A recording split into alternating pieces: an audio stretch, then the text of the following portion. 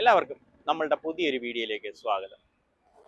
ബലവർഷ തൈകളും അവയുടെ പരിപാലനവും എല്ലാവരും ചെടികളൊക്കെ വെക്കാറുണ്ട്, നമ്മൾ വാങ്ങിക്കൊണ്ട് പോയി വെക്കാറുണ്ട്. എന്നിരുന്നാൽ കുറച്ച് കഴിയുമ്പോഴത്തേക്കിനും നമ്മൾ ചെടികളൊന്നും ശ്രദ്ധിക്കാതെ അവയുടെ പരിചരണം അതാണ് പ്രധാനമായിട്ടുള്ള ഘടകം. അപ്പോൾ ഇതെല്ലാം നമുക്ക് ഒന്ന് ചോദിച്ചറിയാം. നമ്മൾ ഇന്ന് നിൽക്കുന്നത് ചെങ്ങന്നൂർ ബൊട്ടാണിക്കൽ ഗാർഡനാണ്. ഇത് സ്ഥിതി ചെയ്യുന്നത് നമ്മുടെ കല്ലിശ്ശേരി ജംഗ്ഷനിൽ നിന്ന് തിരുവല്ലായ്ക്ക് പോകുന്ന വഴിക്ക് 500 മീറ്റർ, കല്ലിശ്ശേരിയിൽ നിന്ന് 500 മീറ്റർ അകലെയാണ്. അപ്പോൾ നമുക്ക് ഇവിടുത്തെ വിശേഷങ്ങളൊക്കെ ഒന്ന് കണ്ടുവരാം. നമുക്ക് കൂടുതലായിട്ടുള്ള അറിവ് പകർന്നു തരുന്നത് അനിൽ ചേട്ടനാണ്. നമ്മുടെ പുതിയൊരു വീഡിയോയിലേക്ക് ഒരിക്കൽ കൂടി സ്വാഗതം. ഇവിടെ കൂടുതലായിട്ട് നമുക്ക് പൂച്ചെടികളെക്കാട്ടിലും കൂടുതൽ ബലവൃക്ഷ തൈകളാണ്.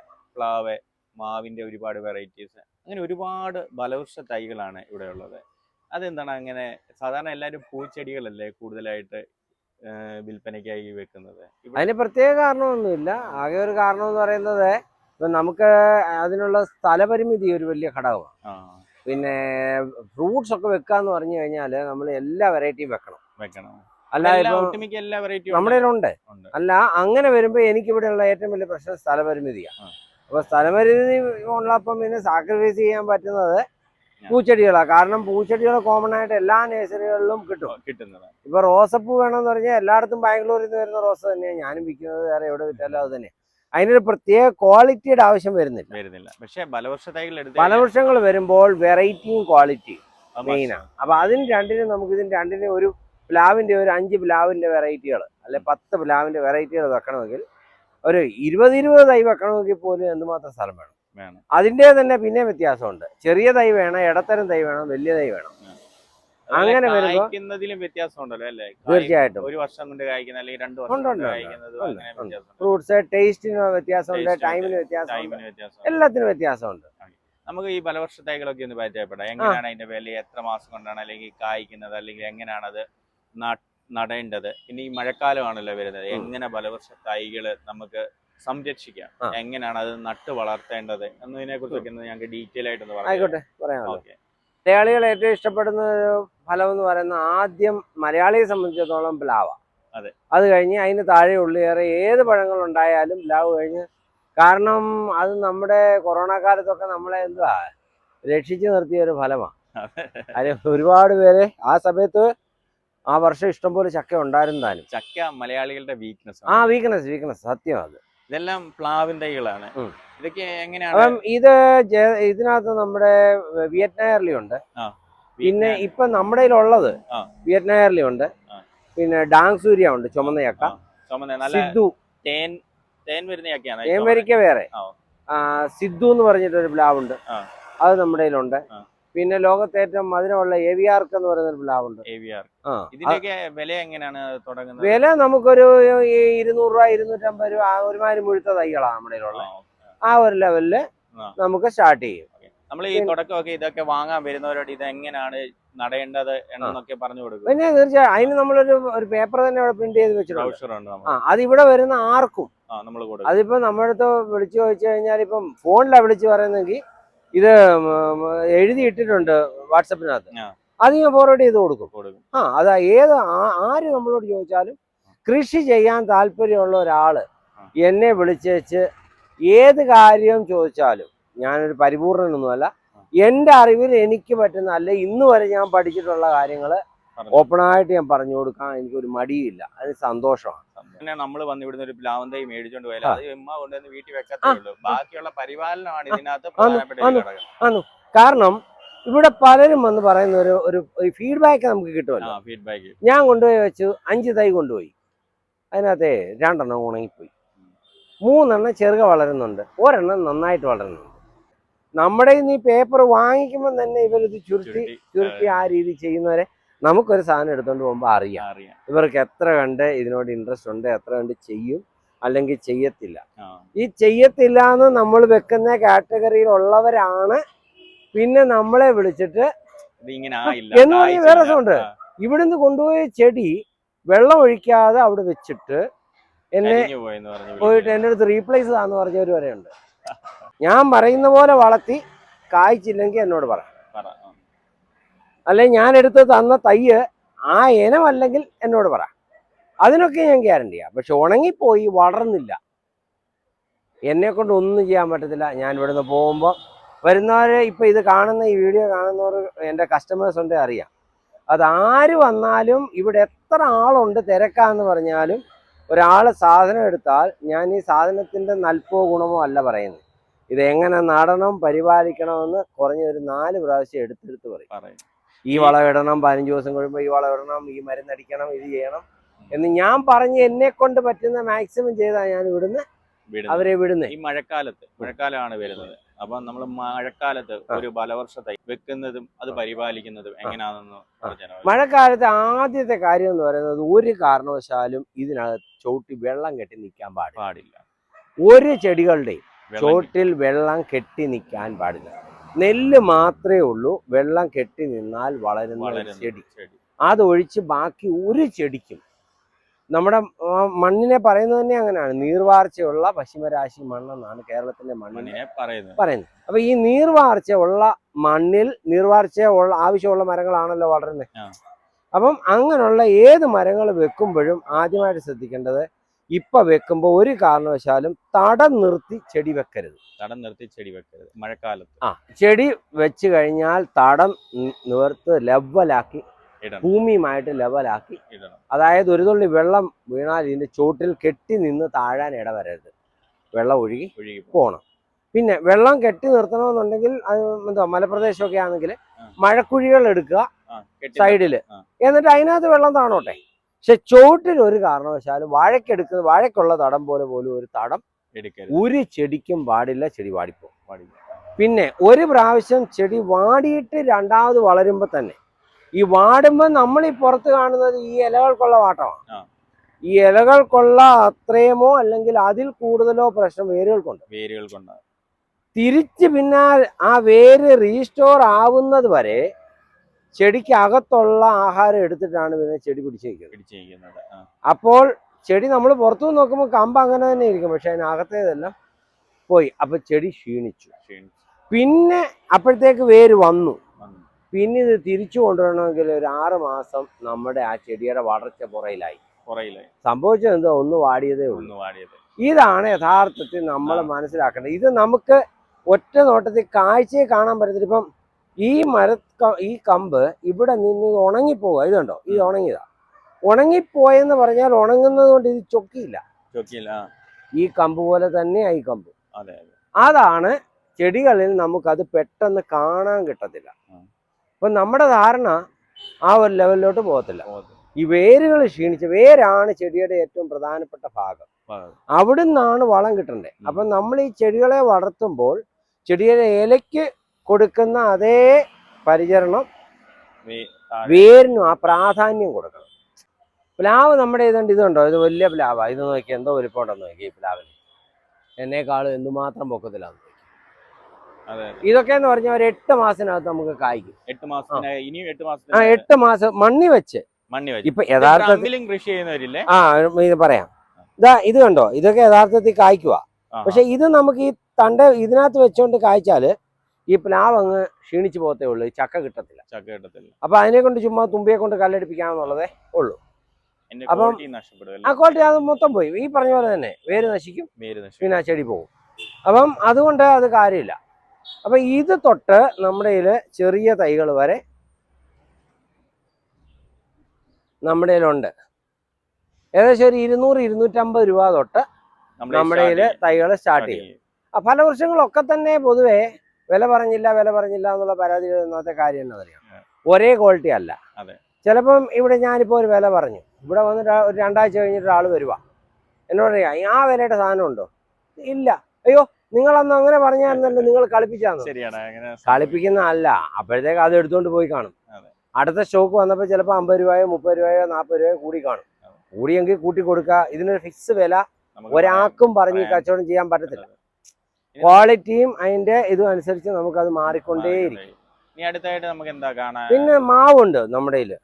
വേണ്ട, ഇത് അബിയു, ചീമപ്ലാവ്, കരിയാപ്പ്.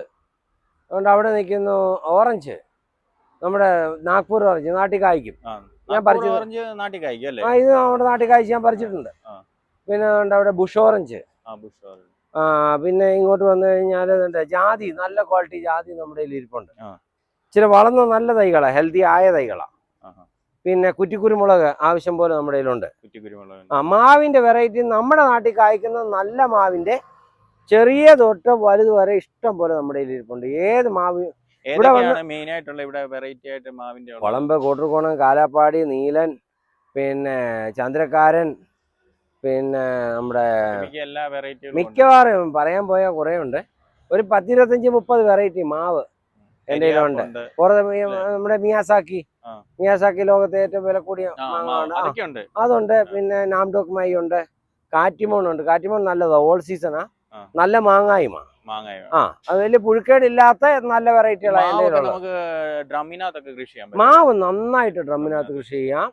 പക്ഷേ പ്ലാവ് കഴിവുള്ളിടത്തോളം ഡ്രമ്മിനകത്ത് കൃഷി ചെയ്യാൻ ഞാൻ പറയാറില്ല. എൻ്റെ ഒരു വീഡിയോ ഏകദേശം 10-11 ലക്ഷം ആൾക്കാർ കണ്ട ഒരു വീഡിയോ കിടപ്പുണ്ട്. അതിനകത്ത് ഞാൻ ഹാഫ് ഡ്രമ്മിനകത്ത് പ്ലാവ് വെക്കുന്നത്. പക്ഷെ അതിനകത്ത് ഞാൻ ആദ്യമേ ജാമ്യം എടുക്കുന്നുണ്ട്. സ്ഥലം ഒട്ടും ഇല്ല, എനിക്ക് സ്വന്തമായിട്ടൊരു ചക്ക ഉണ്ടാക്കി തിന്നണം എന്നുണ്ടെങ്കിൽ മാവ് നന്നായിട്ട്. പിന്നെ പ്ലാവ് കായ്ക്കാൻ ഒരു ടിപ്പ് പറഞ്ഞുതരാം. കുറഞ്ഞ വർഷം തൊട്ട് ആ വാട്ടർ ടാങ്ക് ഉണ്ടല്ലോ, ആ വാട്ടർ ടാങ്ക് ഉണ്ട്. ഇത്രയും വലിയൊരു വാട്ടർ ടാങ്ക് 1000 ലിറ്ററിന് മേളിൽ ഉള്ള ഒരു വാട്ടർ ടാങ്ക് വെച്ചോണ്ട് അതിനകത്ത് ചെയ്താൽ പറ്റും. അല്ലെങ്കിൽ പിന്നെ ഈ ഇതുണ്ടാക്കിയിട്ട് എന്താ പറയുക, നമ്മുടെ ഗ്യാസ്, ഈ ഗോവർ ഗ്യാസിന് വേണ്ടിയിട്ട് എടുത്തിട്ട് അതിന്റെ മണ്ടക്കത്തെ ആ പീസ് പലയിടത്തും വേസ്റ്റ് ആയിട്ട് കിടക്കും. അത് ഫൈബറാ. അതിനകത്ത് പ്ലാവ് വെച്ചാലും പ്ലാവ് ഉണ്ടാവും. അല്ലാതെ ചെറിയ നമ്മുടെ ഈ 220-ന്റെ ഈ ഡ്രമ്മ് പ്ലാവിന് പറ്റത്തില്ല. കാരണമുണ്ട്, അതിന് ലോജിക്കുണ്ട്. ഒന്ന്, പ്ലാവ് എന്ന് പറയുന്നത് വളരെ സെൻസിറ്റീവാണ്. ഒരു ദിവസം വെള്ളം കിട്ടിയില്ലെങ്കിൽ പ്ലാവ് വാടും. വാടിയ പ്ലാവ് തിരിച്ചു വരത്തില്ല.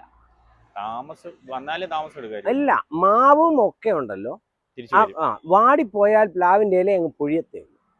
പിന്നെ ആ ഇല തിരിച്ചു വരത്തില്ല. മാവൊക്കെ അങ്ങനെയല്ല, ഒരു ദിവസം വെള്ളം കിട്ടിയില്ലെങ്കിലും പിറ്റേ ദിവസം വെള്ളം ഒഴിക്കുമ്പോൾ ആ ഇല അങ്ങ് നൂരും, അത് പൊഴിയത്തില്ല. പ്ലാവിന് ഭയങ്കര സ്ട്രെസ് ഉള്ള ഒരു ചെടിയാണ്. അതാണ് ഒന്ന്, സെൻസിറ്റീവാ.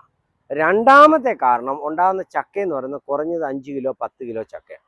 അപ്പോൾ 10 കിലോ ചക്ക വെച്ചിട്ട് 10 ചക്ക ഉണ്ടായാൽ 100 കിലോ ആയി. അല്ല, 100 കിലോ ഇത് വളരണമെങ്കിൽ 100 കിലോയ്ക്കുള്ള ആഹാരം അടിയിൽ നിന്ന് കിട്ടണ്ടേ? മനസ്സിലാവുന്നുണ്ടോ? അപ്പൊ 100 കിലോയ്ക്കുള്ള ആഹാരം ഇതിനകത്തുനിന്ന് വലിച്ചെടുക്കാനുള്ള സാധനം ഇതിനകത്തില്ല. ഈ കൊണ്ടുവെക്കുന്ന ആളിനും ആ അറിവില്ല ഇതിന് എത്ര വളം കൊടുത്തുകൊണ്ടിരിക്കണം. നമുക്ക് പണ്ട് തൊട്ടേ ഒരു മാവ്, പ്ലാവ്, ഫലവൃക്ഷങ്ങളൊക്കെ നമ്മൾ കൊണ്ടുവന്ന് മണ്ണി വെക്കും. അത് അവിടെ നിന്ന് വളരും, ഉണ്ടാകുമ്പോൾ ഉണ്ടാകും, കായ്ക്കുമ്പം കായ്ക്കും. ഇന്നത്തെ എല്ലാ സാധനങ്ങളും ഹൈബ്രിഡാണ്. അതായത് നമ്മുടെ നാട്ടിലെ ഒരു സാധനം 5 വർഷം കൊണ്ട് കായ്ക്കുന്നതാണെങ്കിൽ ഇതൊക്കെ എന്ന് പറഞ്ഞാൽ 2 വർഷം 3 വർഷം കൊണ്ട് കായ്ക്കും. 5 വർഷം കൊണ്ട് കായ്ക്കുമ്പോൾ തന്നെ അതിൽ ഉണ്ടാകുന്ന പഴങ്ങൾ ചെറുതായിരിക്കും, അതുപോലെ തന്നെ എണ്ണത്തിൽ കുറവായിരിക്കും. ഇത് എണ്ണത്തിൽ കൂടുതലായിരിക്കും, വലുതായിരിക്കും, എന്നാൽ ചെടി ചെറുതായിരിക്കും. അപ്പൊ ഇതിന് തീറ്റി നമ്മൾ ചവിട്ടി കൊടുത്തുകൊണ്ടിരിക്കണം. അല്ലാതെ ഇതിന്റെ വേര് പോയി എടുത്തോണ്ട് വന്ന് ഇത് വളർന്ന് കായ്ക്കാനൊന്നും അതിനുള്ള, അതുകൊണ്ടാണ് ഇത് ഉണങ്ങിപ്പോകുന്നത്. മനസ്സിലാകുന്നത്?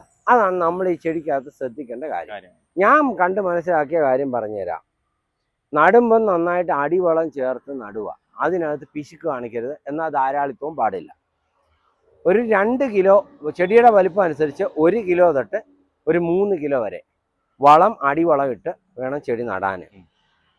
നട്ട് വളരുന്ന ചെടികൾക്ക് 4 മാസത്തിലൊരിക്കൽ ചുവട്ടിൽ കുമ്മായ ഇടുക. ആദ്യം പ്രോസസ്സ് ശ്രദ്ധിക്കുക. ആദ്യം ചുവട്ടിൽ കുമ്മായ ഇടുക.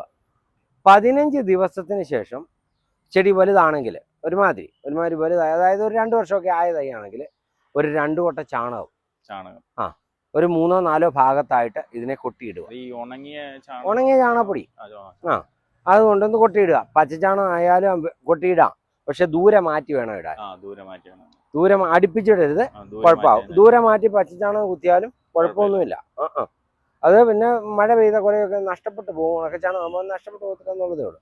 ഈ ചാണകപ്പൊടി ഇടുന്ന കൂട്ടത്തിൽ തന്നെ കുറച്ച് നമ്മുടെ കടലപ്പിണ്ണാക്ക്, വേപ്പമിണ്ണാക്ക്, എല്ലുപൊടി, അല്ലെങ്കിൽ ഇത് 3 കൂടെ വാങ്ങിക്കാൻ ബുദ്ധിമുട്ടാണെങ്കിൽ സെറാമിയിൽ ഈ ഇത്രയും സാധനത്തിന് ഒരു 1 കിലോ. 2 വർഷമായ ഒരു തൈക്കാ പറയുന്നത്. അതിനനുസരിച്ച് വേണം നിങ്ങൾ അഡ്ജസ്റ്റ് ചെയ്തോണം. എന്നിട്ട് ഇത് ആദ്യം അടിയിലിടുക. ഈ 4 കുത്തുന്നെങ്കിൽ 2 വട്ട ചാണകം 4 കുത്തുന്നെങ്കിൽ 4 ഭാഗത്ത് ഇത് ഇടുക. ഈ 2 കിലോ ഇത് നമ്മുടെ സെറാമിയിൽ 4 ഇടത്തായിട്ട് അര കിലോ ഇടുക. അതിന് മേളിൽ ഈ ചാണകപ്പൊടി അങ്ങ് കുത്തുക. കുത്തിയിട്ട് കുറച്ച് കരിയിലിട്ട് അങ്ങ് പോവുക. മണ്ണൊന്നും വേണ്ട. ഇവിടെ കിടന്നു കഴിയുമ്പോൾ ഇവൻ ചെറുക ഈ വേര് അതേ വരും. വന്ന് 1 മാസം കഴിയുമ്പം തൊട്ട് നമ്മുടെ 18 ഇപ്പം അത് അല്ലാത്ത വളങ്ങളും ഉണ്ട്.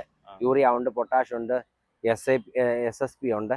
ഇതൊക്കെ പക്ഷേ വാങ്ങിച്ച് മിക്സ് ചെയ്തൊന്നും ഇടാൻ നമ്മുടെ ആൾക്കാർക്ക് അറിവില്ല. തന്നെയല്ല അതിൻ്റെയൊക്കെ പ്രൊപ്പോർഷനൊക്കെ തെറ്റിപ്പോയാൽ കുഴപ്പമാണ്. അപ്പോൾ എന്ത് ചെയ്യണം, ഈ 18 എന്ന് പറയുന്ന വളം അതിനകത്ത് നൈട്രജൻ, ഫോസ്ഫറസ്, പൊട്ടാഷ് 3 ഉണ്ട്.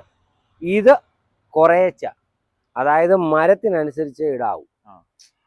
എങ്ങനെ ഇടണം ഞാൻ പറയുന്നത്, കൂടിയാൽ ഒരു 30 ഗ്രാം തൊട്ട് ഒരു 60 ഗ്രാം വരെ അത്രേ ഇടാവൂ. അത് ചെടിയുടെ അനുസരിച്ച്, വലിപ്പം അനുസരിച്ച് സ്പൂൺ ഫീഡിങ് ആണ്. വളം കൊടുക്കേണ്ടത് സ്പൂൺ ഫീഡിങ് ആണ്. ഒരിക്കലും കൈകൊണ്ട് വാരി വളം ഇടരുത്. ഞാനിവിടെ ഈ ചെടികൾക്കൊക്കെ വളം ഇടുന്നത് ഇങ്ങനെ പിടിച്ച് ഒരു പിഞ്ചാണ്. പക്ഷെ കറക്റ്റ് 15ാമത്തെ ദിവസം കൊടുക്കും. 15 ദിവസം കൂടുമ്പോൾ ഈ NPK കൊടുക്കുക.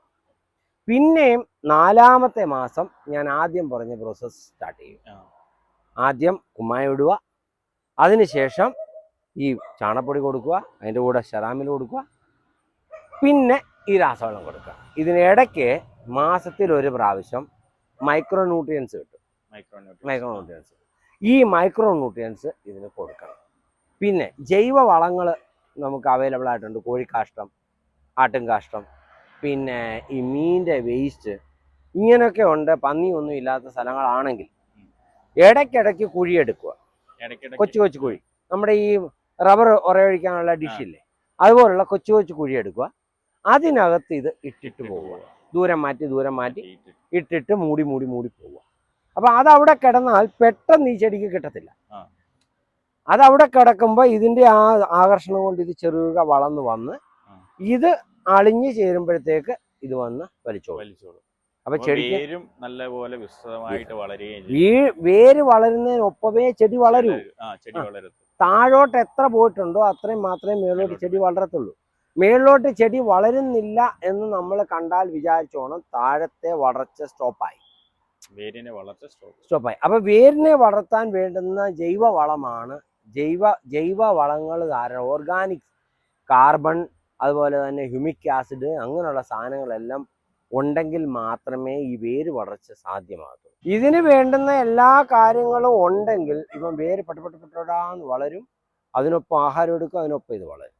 അത് എത്ര കണ്ട് മണ്ണിൽ നമ്മുടേത് കുറയുന്നോ അതിനനുസരിച്ച് ചെടിയുടെ വളർച്ച കുറയും. കുറ്റിക്കുരുമുളക് നിൽപ്പുണ്ട് നമ്മുടെ കയ്യിൽ. പിന്നെ വാളംപുളി പല വെറൈറ്റി നിൽപ്പുണ്ട് നമ്മുടെ കയ്യിൽ, മധുരമുള്ളതും അല്ലാത്തതും ഒക്കെ നമ്മുടെ കയ്യിൽ നിൽപ്പുണ്ട്. പിന്നെ ഇത് നമ്മുടെ കമ്പിളി നാരകം, വലിയ ചുമല, മഞ്ഞ, നോർമൽ, അതൊക്കെ നമ്മുടെ കയ്യിലുണ്ട്. പിന്നെ പേരയുണ്ട്, ജപ്പാൻ പേരയുണ്ട്, VNR ഉണ്ട്. നല്ല പേരകളൊക്കെ എൻ്റെ കയ്യിലുണ്ട്. തായ്പിങ്ക് ഉണ്ട്, ജപ്പാൻ പേരയുണ്ട്, VNR ഉണ്ട്, L49 ഉണ്ട്, അർക്കാക്കിരണുണ്ട്. അങ്ങനെയുള്ള പേരകളൊക്കെ നമുക്കുണ്ട്. ഈ സത്യത്തിലുണ്ടല്ലോ, ഈ ജപ്പാൻ പേര ഒരെണ്ണം പേരയ്ക്ക ഇഷ്ടമുണ്ടോ, ഇഷ്ടമില്ലാത്തവർ പോലും ഒരു ജപ്പാൻ പേര വാങ്ങിച്ച് വെക്കണം. അതൊരു 1.5 ഫീലാണ് ജപ്പാൻ പേരയുടെ. അസാധ്യ ടേസ്റ്റ്. അരിയില്ല. ആ ചുവട്ടിൽ ആ നടുഭാഗത്ത് കുറച്ച് അരിയേ ഉള്ളൂ, ബാക്കി മൊത്തം ആപ്പിൾ പോലെ. സെയിം ആപ്പിളിൻ്റെ ടെക്സ്ചറാണ്. അടിപൊളിയായിട്ട് നമുക്കത് കഴിക്കാൻ പറ്റും. ഇത് സീതപ്പഴം വെള്ളയുണ്ട്, പച്ചയുണ്ട്, ചുവപ്പ്, മഞ്ഞയുണ്ട് ഇതിനകത്ത്. ഇതാണ് നമ്പ്യാർ മാവ്, അല്ലെങ്കിൽ കുറ്റ്യാട്ടൂർ എന്ന് പറയുന്ന കണ്ണൂരിൻ്റെ ഫേമസ് ആയിട്ട് ഭൗമസൂചിക അവാർഡൊക്കെ കിട്ടിയ മാവ. പിന്നെ ഇത് കോട്ടൂർക്കോണം, അത് കാലാപ്പാടി. പിന്നെ ഇതിനകത്ത് ഉദാദത്തുണ്ട്, അൽഫോൻസോ ഇരിപ്പുണ്ട്, മിയാസാക്കി മാവ്, അതുകൊണ്ട് ഈ വലുതൊക്കെ ചെയ്തിരിക്കുന്ന മിയാസാക്കി. പിന്നെ ഇത് R2E2 എന്ന് പറയുന്നത് ജംബോ റെഡ്. പിന്നെ ഇത് നാംഡോക് മായി. പിന്നെ ഇവിടെ പൾമാർ ഇരിപ്പുണ്ട്. പിന്നെ കാറ്റിമോണുണ്ട്, എളുപ്പം കായ്ക്കുന്ന ഓൾ സീസൺ. 2-3 വർഷം കൊണ്ട് കായ്ക്കുമായിരിക്കും. 3 വർഷം കൊണ്ട് എല്ലാ മാവും കായ്ക്കും. മാവ് വെക്കുമ്പോൾ ഒരു കാര്യം പ്രത്യേകം ശ്രദ്ധിക്കണം പറഞ്ഞാൽ നല്ല വെയിൽ വേണം. നല്ല വെയിലുള്ളിടത്ത് മാവ്. എത്രയും വെയിൽ കിട്ടുന്നോ അത്രയും വെയിലുള്ളിടത്തേ മാവ് വെക്കാവൂ. മാവിന് ഏറ്റവും നല്ല ഫുൾ ടൈം, അതായത് രാവിലെ ഉദിക്കുന്ന തൊട്ട് വൈകിട്ട് അസ്തമിക്കുന്ന വരെ വെയിൽ കിട്ടിയാലും സന്തോഷം. അതാണ് മാവ്. അതുകൊണ്ടാണ് ഈ നോർത്ത് ഇന്ത്യയിലെല്ലാം മാവ് കൂടുതലുണ്ടാകുന്നതിന്റെ കാരണം അതാ, മഴ കുറവായ വെള്ളം കുറച്ച് മതി, പക്ഷേ അതിനേക്കാൾ കൂടുതൽ ഇതിന് വെയിൽ വേണം. അതാണ് മാവിന് ഏറ്റവും, മാവ് നമ്മുടെ ഇവിടെ ഫെയിൽ ആവുന്നതിന്റെ കാര്യവും അതാ. അതുപോലെ തന്നെ മാവ് തണലത്ത് നിന്ന് കഴിഞ്ഞാൽ ഫംഗസ് വരികയും ചെയ്യും. ഈ കൂട്ടത്തിലെ കാര്യം പറയാം. മഴക്കാലത്ത് ഈ ഇലകൾക്ക് കണ്ടമാനം ഇതുപോലെ ഇല വെട്ടുകയും കീടം ഒക്കെ വരികയും ചെയ്യും. ഇതിന് നമ്മൾ മരുന്നടിച്ചാൽ മാത്രമേ പറ്റുള്ളൂ മഴക്കാലത്ത്. പ്രത്യേകം ശ്രദ്ധിക്കണം. അതുപോലെ തന്നെ ഈ തടിയേൽ ഫംഗസ് കൂടുതൽ വരാൻ സാധ്യതയുണ്ട്. അതുകൊണ്ട് അതിനെല്ലാം നമ്മൾ ഒന്നീ തുരിശും കുമ്മായോ അല്ലെങ്കിൽ സാഫ് എന്തെങ്കിലും കലക്കി അതിൻ്റെ തടിയേൽ അടിക്കണം. അത് ചെയ്ത കമ്പിൻ്റെ ശിഖരങ്ങൾ പോകുന്ന സ്ഥലങ്ങളും, റബ്ബർ പരിപാലിക്കുന്നവർക്ക് അതറിയാം. ഈ ചീക്ക് രോഗം എന്ന് പറഞ്ഞൊരു രോഗം വരും. അതേ സെയിം രോഗം മാവിന് വരും. അതിന് വേണ്ടിയിട്ട് ഇത് തന്നെ നമ്മൾ ചെയ്യണം. അതാണ് മാവിൻ്റെ പരിപാലനം. വളങ്ങൾ എല്ലാത്തിനും 15 ദിവസം കൂടുമ്പോൾ വളം കൊടുക്കണം. വളം എല്ലാ ചെടികൾക്കും, അതൊരു റോസയാവട്ടെ, എന്തൊരു കൊച്ചു ചെടിയാവട്ടെ, ഒരു വലിയ ചെടിയാവട്ടെ, ഒരു മരമാവട്ടെ, എല്ലാത്തിനും അതിൻ്റേതായ ഡോസ് കൂട്ടുക. ഡോസ് കൂട്ടി നമ്മൾ ആ വളം കൊടുക്കുക. അത് മാത്രം നമ്മൾ ശ്രദ്ധിക്കുക. ഡോസ് കുറയ്ക്കേണ്ടതിന് ഡോസ് കുറയ്ക്കുക. വളങ്ങളെല്ലാം സെയിം തന്നെ. NPK ആണ് വേണ്ടത്, നൈട്രജൻ, ഫോസ്ഫറസ്, പൊട്ടാഷ്. പിന്നെ 16 മൂലകങ്ങൾ മൊത്തത്തിലുണ്ട്. അത് അതിന് അളവ് മാത്രം മതി. അപ്പം വേണ്ടുന്ന അളവിന് അതിന് കൊടുക്കുക. ഓവർ ആവാതിരിക്കുക. ഓവറായാൽ അതിൻ്റെ ചെടിയെ നമുക്കത് കുറഞ്ഞാലും കുഴപ്പമാകും, കൂടിയാലും കുഴപ്പമാകും. ഇത് സപ്പോർട്ടായ ബനാന സപ്പോർട്ടാന്ന് പറയും. അതിൻ്റെ ഇവിടെ കായ ആവാൻ തുടങ്ങിയിട്ടുണ്ട്. ഇതിനകത്ത് വേണ്ട ബനാന സപ്പോർട്ടാ. വലുതായിട്ടില്ല, ചെറുതാ. അത് ഇത്രയും നമ്മുടെ ഒരു വിരലിനേക്കാളും വലുതാവും.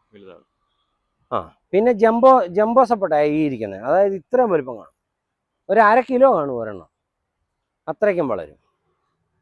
പിന്നെ ഇങ്ങോട്ട് വന്നു കഴിഞ്ഞാൽ ഇത് കാലാപ്പാടിയുടെ വലിയ മാവ്. വേണ്ടേ ഇപ്പം കാലാപ്പാടിയുടെ പ്രത്യേകത കണ്ടോ, സീസൺ കഴിഞ്ഞിട്ട് വേണ്ട ഇപ്പം പിന്നെയും പൂക്കുന്നുണ്ടോ. കാലാപ്പാടി അങ്ങനെ കാലാപ്പാടി പിന്നെയും പൂക്കും. അതുകൊണ്ടുണ്ടോ കണ്ടുണ്ടോ. അങ്ങനെ കാലാപ്പാടി പൂക്കും. ഇതാണെങ്കിൽ സീഡ്ലെസ് ലെമൺ. ഇത് കൊച്ചിലേ ഉണ്ട്. ഇവിടെയൊക്കെ കായ്ച്ചിരിപ്പുണ്ട്, ഇതിനകത്തൊക്കെ കായ്ച്ചതിരിപ്പുണ്ട്. അത് പെട്ടെന്ന് കായ്ക്കും. അതുപോലെ തന്നെ വർഷം മുഴുവൻ നമുക്ക് കിട്ടുകയും ചെയ്യും. ചെറുനാരങ്ങയുടെ ടേസ്റ്റ് ആണ്, നല്ലതായിട്ട് നമുക്ക് ഇത് ചെയ്യാനും കൊള്ളാം. എന്തോ അച്ചാറിടാനും ജ്യൂസിനും അച്ചാറിനും നല്ലതാണ്. കയ്പില്ല, നല്ലതാണ്. വേണ്ട ഇതാണെങ്കിലും എൻ്റെ ഇവിടെ നിന്ന് കായ്ക്കുന്നുണ്ട്. അപ്പുറത്തൊരെണ്ണം ഇരിപ്പുണ്ട് ഫുള്ള് കായ്ച്ചത്. ഇത് മല്ലിക മാവ്.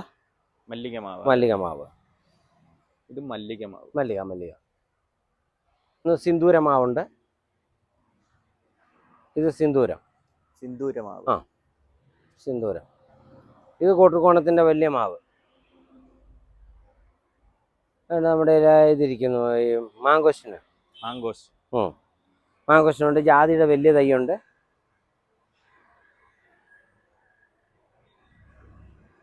അമ്പഴങ്ങ ഉണ്ട്. സ്റ്റാർ ഫ്രൂട്ട് ഉണ്ട്. ഇത് അമ്പഴങ്ങ. കുഞ്ഞിലേ പൂക്കും. ഇത് അമ്പഴങ്ങ അല്ല, ഇത് സ്റ്റാർ ഫ്രൂട്ടാണ്. അതെ, ഇത് അമ്പഴങ്ങ. രണ്ട് പൂത്ത് നിൽക്കുക. ഇതാണ് അമ്പഴങ്ങ. അതും അമ്പഴങ്ങ. അതുകൊണ്ട് അവിടെ കായ്ച്ചിരിക്കുന്നത്. അതും അമ്പഴങ്ങ കായ്ച്ചിരിക്കുന്നത്. പിന്നെ അതുണ്ട് നെല്ലി. നമ്മുടെ 2 വെറൈറ്റി ഉണ്ട്. 2 വെറൈറ്റി ഉണ്ട്. ചുമലയുണ്ട്. ചുമല ഇലയുള്ളതും കായുള്ളതും, പിന്നെ പച്ചയും. പിന്നെ ഇത് നമ്മുടെ ബേറാപ്പിൾ ഉണ്ട്. ബേറാപ്പിൾ. പിന്നെ നമ്മുടെ കാലാവസ്ഥയിൽ ഈ വേറാപ്പിളൊക്കെ പിടിക്കും അല്ലേ? പിടിക്കും. കായുണ്ടോ? ചെറുപ്പത്തിലേ കായ്ക്കും. പിന്നെ ഇവിടെ മാവുകളാ, ഇങ്ങോട്ടൊക്കെ വലിയ മാവുകളാ. ഈ ഡ്രമ്മിനകത്തൊക്കെ വെക്കാൻ എപ്പോഴും നല്ലത്. ഇത് കണ്ടോ, ഫംഗസ് വരുവാണെങ്കിൽ ഇതുപോലെ ഇത് കണ്ടോ, ഇതുപോലെ നമ്മൾ അടിക്കണം. ഫംഗസ് വന്നാൽ അതേ ഒരു ഇവിടെ വരെ അടിക്കണം. നിങ്ങൾ നടുമ്പോൾ ഇവിടെ വരെ അത് അടിക്കണം. അപ്പോൾ എന്നാന്ന് ചോദിച്ചാൽ പിന്നെ ആ മാവ് കേടാവത്തില്ല. അത് എല്ലാ വർഷവും അത് മഴക്കാലത്തിന് മുമ്പായിട്ട് അങ്ങ് ചെയ്യാമെങ്കിൽ ഇതാ ഇപ്പം ഈ മാവാണെങ്കിൽ ഇവിടെ വരെ ഈ പച്ച നിറമുള്ളിടത്ത് അടിക്കണ്ട. ഇവിടെ ഇത് പിടിച്ചുണ്ടാവത്തില്ല. ഈ ഈ ഈ ബ്രൗൺ നിറമാകുന്ന ഭാഗം ഒരു ഇവിടം തൊട്ട് താഴെ വരെ അങ്ങ് തൂക്കുക. എല്ലാ മഴക്കാലത്തും അങ്ങ് തൂത്തേ, ഒരു പ്രശ്നവും മാവിന് വരത്തില്ല.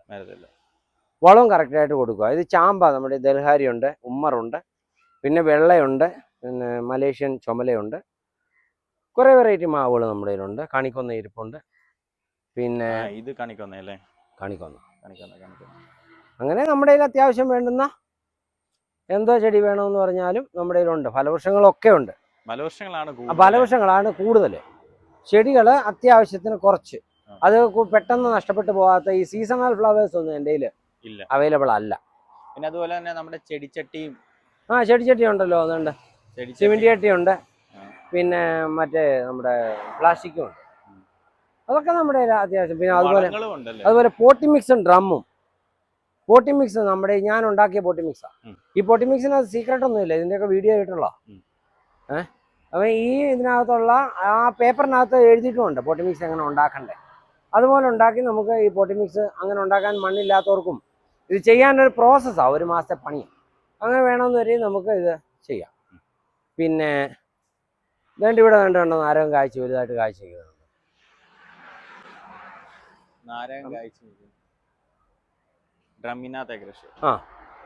ഡ്രമ്മിനകത്ത് നിന്ന് പേര കാഴ്ച നിൽക്കുന്നു, സപ്പോട്ട കാഴ്ച നിൽക്കുന്നു. തെറ്റിയുടെ കുറേ വെറൈറ്റി ഉണ്ട്. ഇതാണ് ബുഹീനിയ. പൂച്ചെടിയാണ്. എപ്പോഴും ഇതേ പൂ കാണും, മഴയായാലും വേനൽക്കാലത്തായാലും ഇതേ പൂ കാണും. പിന്നെ നമ്മുടെ red mussaenda, original red mussaenda ഉണ്ട്. പിന്നെ അത്യാവശ്യം നമ്മുടെ ഈ കാണുന്ന ഈ ചെടികളൊക്കെ നമ്മുടെ കയ്യിലുണ്ട്. തെങ്ങ് നോക്കിയാൽ നല്ല മുഴുത്ത തൈകളാണ്. ഡീൻഡുറ്റി ഒറിജിനൽ തയ്യാ. ഇതുണ്ടോ, ഇത്രയും വലിയ തൈകളാണ്. പക്ഷെ ന്യായമായ വിലയാണ്, വളരെ. അത്ര ഇതിൻ്റെ അനുസരിച്ച് നോക്കുകയാണെങ്കിൽ ചീപ്പാണ്, ഒറിജിനലാണ്. പക്ഷെ 3.5 വർഷം കൊണ്ട് കായ്ക്കും. ഒരു 3 അടി കുഴി എടുക്കുക. 3 അടി കുഴി എടുത്തിട്ട് ആ 3 അടി കുഴിക്കകത്ത് എല്ലുപൊടിയും വേപ്പിണ്ണാക്കും ചാണകപ്പൊടിയും കൂടെ മിക്സ് ചെയ്യുക. മിക്സ് ചെയ്തിട്ട് ആ കുഴി മൊത്തത്തിൽ അങ്ങ് മൂടുക. മൊത്തത്തിൽ 3 അടി താഴ്ചയുള്ളൊരു കുഴി എടുക്കുക. ആ കുഴി മൊത്തത്തിൽ ഈ വളങ്ങൾ ഇട്ട് അങ്ങ് മൂടുക. അതായത് റബ്ബർ വെക്കുന്ന പ്രൊസീജിയറാണ്. അതിനുശേഷം ഒരു കൊച്ചു കുഴി എടുക്കുക, ഇത് നടുക. പണ്ടത്തെ ട്രഡീഷണൽ തെങ്ങ് വെക്കുന്ന പോലെ കുഴിക്കകത്ത് വെക്കണ്ട. എന്നിട്ടൊരു കൊച്ചു തടം മാത്രം മതി. കാര്യം ഇതൊക്കെ ഹൈറ്റ് പോകാത്ത തെങ്ങുകളാണ്. ഇതിന് ആ പഴയ 100 വർഷം ജീവിക്കുന്ന, പിന്നെന്തുവാ താഴോട്ട് വേര് വേണ്ട, ഒന്നും വേണ്ട. ഇതൊരു 10-30 വർഷം കഴിയുമ്പോഴത്തേക്കിൻ്റെ കാലാവധി കഴിഞ്ഞു. 3.5 വർഷത്തിൽ കായ്ക്കാൻ തുടങ്ങും. 30 വർഷം, 10-27 വർഷം കായ്ച്ചു. അത് കഴിയുമ്പോഴത്തേക്ക് അതൊരു 10-15 വർഷം 16 വർഷം ആകുമ്പോഴത്തേക്ക് അതിനിടയ്ക്ക് പുതിയ തൈ വെക്കുക. അത് വളർന്നു വരുമ്പോഴത്തേക്ക് വെട്ടിക്കളയുക. അങ്ങനെയാണ് ഈ തമിഴ്നാട്ടിലൊക്കെ അങ്ങനെയാണ് അവർ ചെയ്യുന്നത്. നമ്മൾ മാത്രമേ ഉള്ളൂ ഇതിങ്ങനെ കാലാകാലം കൊണ്ടുപോകുന്നത്. അതിനും ഒരു കാരണം നമ്മുടെ മടിയാണ്.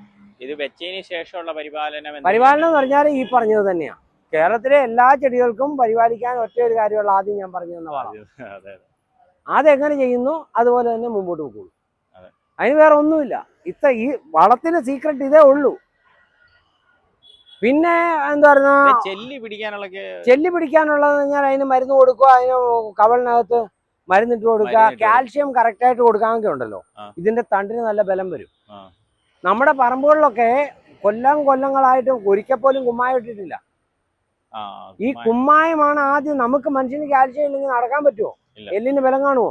അതേ പ്രശ്നമാണ് ഇതിനും. കാൽഷ്യം ഉണ്ടെങ്കിൽ മാത്രമേ ഈ ചെടി വളരത്തുള്ളൂ. അതുകൊണ്ടാണ് ഞാൻ ആദ്യം പറഞ്ഞത്, ആദ്യം കാൽഷ്യം, പിന്നെ ചാണകപ്പൊടി. ആദ്യം മെറ്റിലിട്ടു, അതിനുശേഷം ടാറിട്ടു. അതാണ്, മെറ്റിലാണ് ഈ കാൽഷ്യം, ടാറാണ് ഈ ചാണകപ്പൊടി, പിന്നീട് ആ വണ്ടി അതാ NPK. മനസ്സിലാകുന്നുണ്ടോ? അങ്ങനെ ചെയ്താൽ പിന്നെ ചെടി വളർന്നില്ലെങ്കിൽ എന്നോട് പറ. പിന്നെ കീടങ്ങളൊക്കെ കയറുന്നതിൻ്റെ അളവ് തന്നെ കുറയും. ഇതിന് തന്നെ പ്രതിരോധ ശക്തി ഉണ്ടാവും. പ്രതിരോധ ശക്തി കുറയുമ്പോഴാണ് ആക്രമണം ഉണ്ടാകുന്നത്. മനസ്സിലാകുന്നുണ്ടോ? ആ പ്രതിരോധ ശക്തി നമ്മൾ കൊടുക്കാൻ വേണ്ടി ആക്രമണം കുറയും. ആക്രമണം കുറയുമ്പം അതിൻ്റെ എന്ന് പറഞ്ഞാൽ ഇത് ഒരു കാലത്ത് ഒരു മനുഷ്യന് ഒന്നും കൊടുക്കാതിരുന്ന കാലത്ത് ഇത് പ്രകൃതി ജീവിച്ചില്ലേ? അപ്പൊ ഇന്ന് അതിന് സർവൈവ് ചെയ്യാൻ പറ്റാത്ത എന്താ? അതിന് നിൽക്കുന്ന ആ സ്ഥലത്തിന്റെ വ്യത്യാസം ഉണ്ടായതാ. അപ്പൊ അതിനെ അനുകൂലമാക്കി കൊടുത്താൽ മതി. അതിന് വേണ്ടുന്ന ഇത്ര മാത്രമേ ഉള്ളൂ, വളം കൊടുക്കുക. അതിന് വലിയ ലേബറും വരത്തില്ല. നമ്മൾ തന്നെ ചുമ്മാ വാരിയിട്ടിട്ട് പോയാൽ മണ്ണൊന്നും ഇളക്കണ്ട. വേനൽക്കാലത്ത് വളമിടണം. അതെന്ത് ചെയ്യണം? അത് മാത്രം ഒരു ബക്കറ്റിനകത്ത് കലക്കി അങ്ങ് ഒഴിക്കണം. വേനൽക്കാലത്ത് വേനൽക്കാലത്ത് തരിയായിട്ട് ഇട്ട് കഴിഞ്ഞാൽ മണ്ണിനകത്തോട്ട് പിടിച്ചു പോകത്തില്ല. അത് മാത്രം ശ്രദ്ധിച്ചാൽ മതി. എല്ലാം കൂടി ഇച്ചിരി കലക്കുക. എന്നിട്ട് നമ്മൾ ആ ഇടുന്നതിൻ്റെ ഒരു കണക്കുണ്ടല്ലോ, അതനുസരിച്ച് അങ്ങ് വെള്ളം ഒഴിച്ചു പോകും. അത് പിടിക്കും, മണ്ണിലോട്ട് അങ്ങ് പോയിക്കോളും. പിന്നെ നമ്മൾ വെള്ളം ഒഴിക്കുമ്പോൾ അത് മണ്ണിലായിക്കോളും, അത് ചെടി വലിച്ചെടുക്കും. വേനലിൽ എല്ലാവരും പറയും വളമിടുന്നത്, വേനലിൽ ചെടി വളരണ്ടേ? വേനലിന് ചെടി വളരണമല്ലോ, അന്നേരം അതിന് ആരം വേണ്ടേ? അതിന് എവിടുന്ന കിട്ടുന്ന? നമ്മൾ കൊടുക്കണം. മനസ്സിലായോ? വളം കുറയ്ക്കരുത്, വളം നന്നായിട്ട് കൊടുക്കുക, ആവശ്യത്തിന് മാത്രം. അത് ഓവർഡോസ് ആയാൽ കരിഞ്ഞു പോകും. ക്രമമായ രീതിയിൽ ചിട്ടയായിട്ടുള്ള വളപ്രയോഗവും ചിട്ടയായിട്ടുള്ള മരുന്ന് പ്രയോഗവും ചിട്ടയായിട്ടുള്ള പ്രൂണിങ്ങും ഇതുണ്ടോ, എല്ലാ കൃഷിയും എല്ലാം അത് ചെടികൾക്കും ബാധകമാണ്. ഞാനീ പറഞ്ഞ കാര്യങ്ങൾ തന്നെയാണ് ചെടികൾക്കും ബാധകം. ചെടികളുടെ സംരക്ഷണം അത് എങ്ങനെയായിരിക്കണം എന്ന് വ്യക്തമായ രീതിയിൽ നമുക്ക് പറഞ്ഞു തന്നത് അനിൽ ചേട്ടനാണ്. അപ്പോൾ നമുക്ക് എല്ലാവർക്കും തന്നെ ഉപകാരപ്രദമായ അടിപൊളി ഒരു വീഡിയോ ആണിത്. അപ്പോൾ അനിൽ ചേട്ടനെ ഞാൻ ഒരുപാട് നന്ദി പറയുന്നത്. Thank you. ഇനി ഇതുപോലെ ഉപകാരപ്രദമായ വീഡിയോകൾക്ക് നമ്മുടെ ചാനൽ കാണുക. അപ്പോൾ മറ്റൊരു വീഡിയോയിൽ വീണ്ടും കാണാം. ബൈ.